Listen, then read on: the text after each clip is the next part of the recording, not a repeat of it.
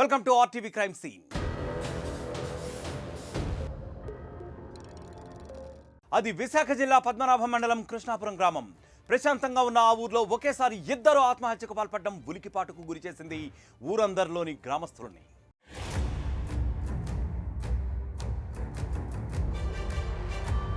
భర్త, ఇద్దరు పిల్లలున్న ఓ మహిళ తన ఇంట్లోనే ఉరివేసుకుని ఆత్మహత్య చేసుకుంటే, ఓ పెళ్లి కాని 21 ఏళ్ల యువకుడు ఊరు చివరన ఉన్న షెడ్డులో సూసైడ్ చేసుకున్నాడు. ఒకే రోజు జరిగిన ఈ రెండు ఘటనలతో కృష్ణాపురం అంటే ఆ గ్రామంలో ఒక్కసారిగా అలజడి మొదలైంది.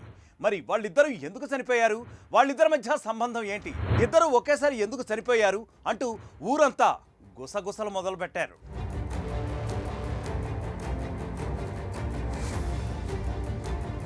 గ్రామానికి చెందిన కనకల శంకర్రావు లారీ డ్రైవర్గా పనిచేస్తున్నాడు. 10 ఏళ్ల క్రితం లక్ష్మి అనే మహిళను వివాహం చేసుకున్నాడు. వీరికి ఇద్దరు పిల్లలు కూడా ఉన్నారు.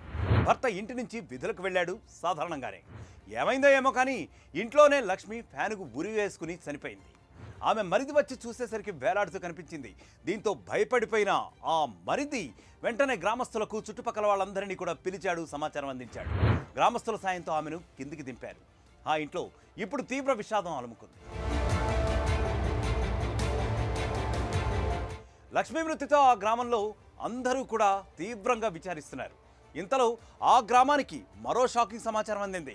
అదే గ్రామానికి చెందిన మొకర ఆదిత్య అనే యువకుడు ఊరి శివార్లో ఉన్న గోడౌన్లో అదే సమయంలో ఉరివేసుకున్నాడు. కొంతమంది మేకల కాపరులు గుర్తించి కుటుంబ సభ్యులకు అతను ఉరివేసుకుని చనిపోయాడని, మృతదేహం ఫలానా చోటు ఉందని సమాచారం ఇవ్వడం జరిగింది. కుటుంబ సభ్యులు అక్కడికి వెళ్ళి చూసి ఉరివేసుకుని ఉన్న ఆదిత్యను చూసి కన్నీరు మున్నీరయ్యారు. సమాచారం అందుకున్న పోలీసులు రంగంలోకి దిగారు. ఒకే రోజు ఒకే గ్రామంలో ఇద్దరు వేర్వేరు చోట్ల ఆత్మహత్య చేసుకోవడంపై దర్యాప్తును మొదలుపెట్టారు. కాగా ఈ ఘటనలపై పోలీసుల విచారణలో విస్తుపోయే వాస్తవాలు వెలుగు చూశాయి. ఇంకేమంది, వాళ్ళిద్దరి మధ్య అనైతిక బంధమే ఆ ఇద్దరి జీవితాలను అంతమయ్యేలా చేసినట్లు తెలియదు. ఒకే ఊరు కావడంతో లక్ష్మి, ఆదిత్య మధ్య పరిచయం ఏర్పడింది.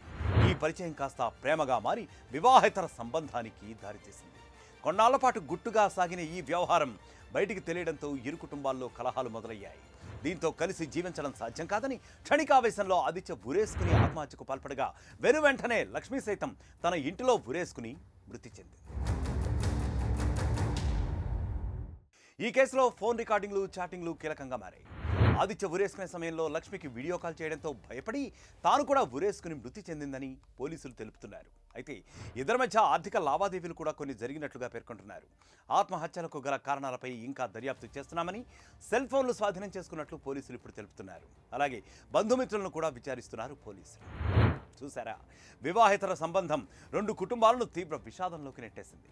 లక్ష్మీ మృతితో ఇద్దరు పిల్లలు అనాథలుగా మారగా, ఆదిత్య ఆత్మహత్యతో ఉన్న ఒక్కగానొక్క కొడుకు ఆ తల్లిదండ్రులకు దూరమయ్యారు. మరొక క్రైమ్ స్టోరీతో మళ్ళీ కలుద్దాం. Until then stay click down RTV crime. ప్రపంచంలో ఏ మూల ఏ క్షణం ఏం జరుగుతుందో వేగంగా తెలుసుకోవడానికి తొలి వెలుగు వాట్సాప్ ఛానల్ని ఫాలో చేయండి.